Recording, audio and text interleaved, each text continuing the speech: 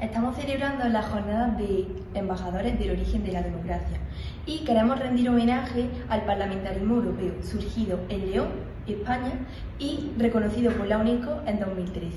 Nos referimos a los decretas, promulgados por la Curia Regia, celebrada en San Isidoro de León en 1188. Como sabemos, estas jornadas tienen un marcado carácter educativo y nuestra participación consistirá en dar difusión a la primera manifestación del parlamentarismo de la historia, que como sabemos tuvo lugar en la ya mencionada fecha, 1188, con la Carta Magna Leonesa, siendo rey Alfonso IX de León, la cual sentó las bases de la participación democrática en España y en el mundo. Decreta 1. En el nombre de Dios, yo, don Alfonso, rey de León y de Galicia, habiendo celebrado curia en León, con mi arzobispo, mi obispo y mi magnate de mi reino, y los ciudadanos elegidos de cada una de las ciudades, establecí y confirmé bajo juramento que respetaría todas las buenas costumbres de los de mi reino, sean seglares o clérigos, establecidos por mis antecesores. Lo que quiere decir este artículo es que todo el mundo será igual ante la ley y tendrá los mismos derechos. Decretado. Dispuse y juré que si alguien hiciera o presentase ante mí acusación o denuncia de alguno, sin tardanza daré a conocer al acusado lo que manifiesta el acusador, y si éste no pudiera probar la acusación o denuncia que hizo, sufrirá la pena que debiera sufrir el acusado, siempre que la falsedad de tal acusación se hubiese puesto de manifiesto. Este artículo se centra en evitar las denuncias falsas y las falsas acusaciones, procurando un buen uso de las leyes, de lo contrario supondrá una sanción para el acusador. Decreta 3. Juré también que por la acusación que se me haga de alguien o por lo malo que se diga de él, nunca le causaré daño en su persona o bienes, hasta citarlo por documento formal para que responda ante la justicia en la forma que mi curia disponga. Y si la acusación no se probare, el que la hizo sufrirá la pena correspondiente y pagará, además los gastos de viaje que por ello haya tenido que hacer el acusado. Básicamente nos explica que la justicia es igualitaria y que presenta sentencia para las acusaciones falsas. Decreta 4. Prometí asimismo que no haré guerra, ni paz, ni pacto, al no ser con el consejo de los obispos, nobles y hombres buenos, por cuyo consejo debo regirme. Esto nos indica que el poder está controlado y que las decisiones deben ser aceptadas por un grupo de personas. Decreta 5.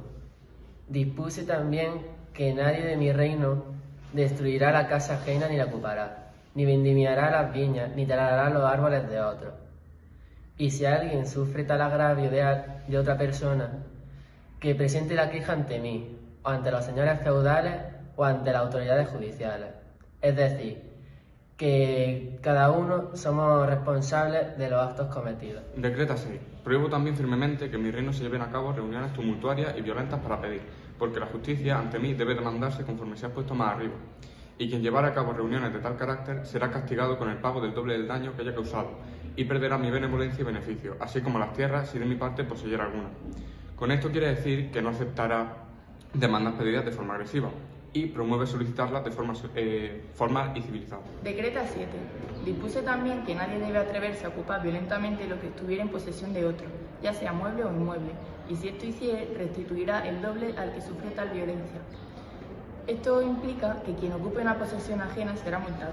Decreta 8. Dispuse también que nadie podrá tomar en prenda libremente algo como garantía de un adeudo como restitución de un daño recibido, a no ser por medio de las autoridades judiciales o alcaldes por mí nombrados. Y ellos y los señores de la tierra deben hacer cumplir fielmente este derecho en las ciudades y en los alfoces a quien lo soliciten. Y si alguien tomara algo en prenda de tal forma, debe ser castigado como violento invasor. Será castigado del mismo modo quien tomare en prenda sin la intervención de las autoridades judiciales y del alcalde vaca o bueyes destinadas a la labranza, o lo que el labrador tuviese consigo en el campo, o a la propia persona del labrador. Y si alguien se apoderase de las cosas como queda dicho, será castigado y además excomulgado. Y quien, para evitar dicha pena, negare haber actuado con violencia, deberá presentar fiador de acuerdo con el fuero y las antiguas costumbres de su tierra. Se indagará de inmediato si cometió violencia o no, y según los resultados de la investigación, quedará obligado a satisfacer, si procede, con la fianza dada. Los investigadores deben serlo por consentimiento acordado del acusador y de su acusado. Mas si estos no llegasen a un acuerdo, serán nombrados por los señores de la tierra. Y si pusieran para hacer la pequisa, por consentimiento de los hombres citados, las autoridades judiciales y a los alcaldes o a los señores de la tierra, los tales deben tener sellos reales, por medio de los cuales citarán a los hombres para que acudan a responder a las demandas de sus creyentes. Y por medio de tales sellos me darán testimonio a mí de si las quejas de los hombres son verdaderas o no. En este decreto se comprueba si el acusado ha cometido el delito. Si no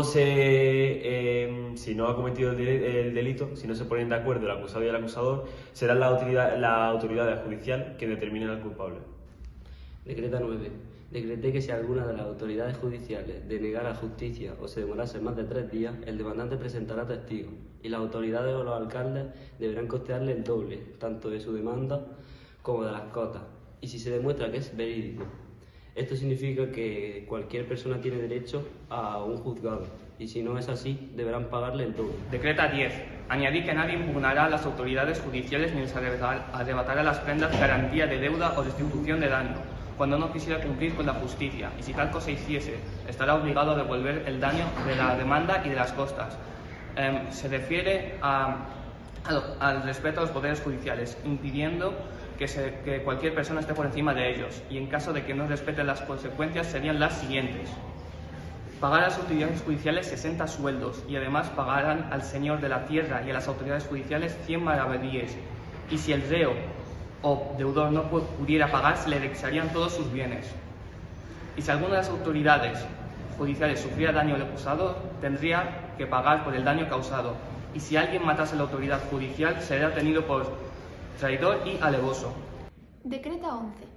Dispuse también que si alguno fuese citado por el sello de las autoridades judiciales y se negase a presentarse ante ellas para su dictamen, será multado con 60 sueldos. Y si alguno fuera acusado de robo o de otro hecho ilícito y el acusador lo citase ante hombres buenos a fin de que presentase a responder ante la justicia y se negase a presentarse en un plazo de 9 días, será acusado como malhechor.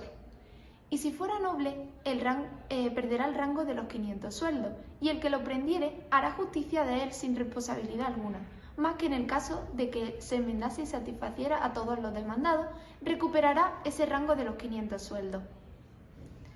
En este decreto se presenta la idea de obligación ante la justicia, donde se menciona la idea de los hombres buenos, personas que fueron elegidas por el pueblo para su representación. Decreta 12. Juré también que nadie, ni siquiera mi autoridad, podrá entrar por la fuerza en casa de otro ni hacerle daño en ella o en sus bienes. Y además, al señor de la tierra 9 veces el daño causado si no se prometiera cumplir aquella satisfacción. Y si acaso el dueño o la dueña o alguien de los que le ayudaren a defender su casa matarse a alguno de los agresores, no serán castigados como homicidas ni estarán obligados a responder del daño causado. Con esto quiere decir que se multará a quien invada una vivienda ajena y quienes ayuden a defender la propiedad no recibirán cargo. Decreta 13. Y establecí que si alguno quisiere ajustar un agravio directamente con alguna persona y el agraviado no lo aceptase, no podrá hacerle daño alguno, y si lo hiciera, pagará el doble.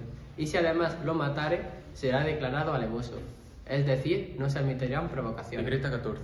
Dispuse también que si alguien se moviese de una ciudad a otra, o de una villa a otra, o de una tierra a otra, y alguien con sellos reales viniere de autoridades judiciales de una parte a la de la otra, para que lo detengan, no deben dudar en detenerlo y en hacer con él justicia sin dilación.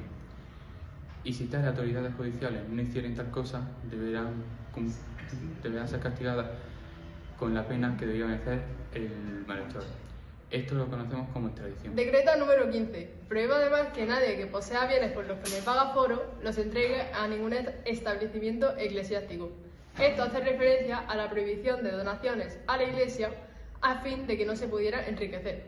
Decreto 16. Ordené también que nadie acuda a juicio, a mi curia como a la jurisdicción de León, a no ser por las causas que determinen sus propios fueros.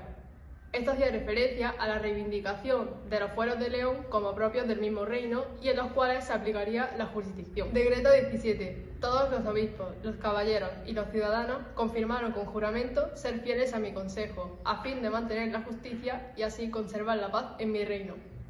Esta decreta hacía referencia a que todas las clases sociales estaban sometidas bajo el imperio de la ley. Para finalizar, tras leer y comentar los 17 decretos, hemos pretendido poner en valor la génesis del parlamentarismo democrático actual en Europa. Y que surgió en el norte de la península ibérica, más concretamente en el Reino de León, durante el siglo XII. Muchas gracias por vuestra atención.